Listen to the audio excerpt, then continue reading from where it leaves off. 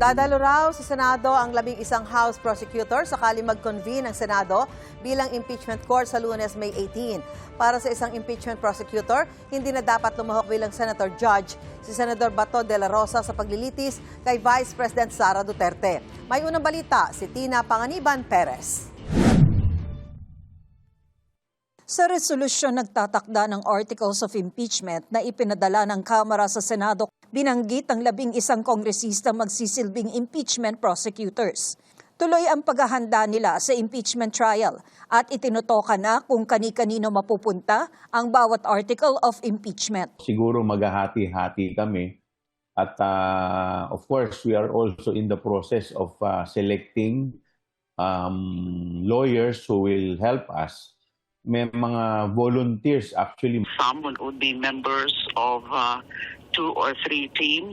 Some would be members of only 2 teams, overlapping because there are only 11 members of the prosecution teams. Nandyan yung issue ng unexplained wealth. Nandyan din yung issue ng confidential funds. Ito yung medyo complicated ang pagpepresenta ng ebidensya dahil maraming dokumento involved.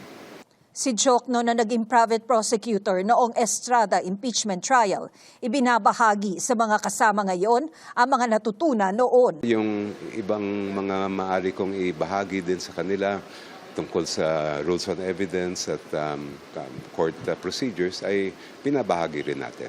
Kaugnay naman ang posibleng paglahok ni Senator Bato de la Rosa sa impeachment trial.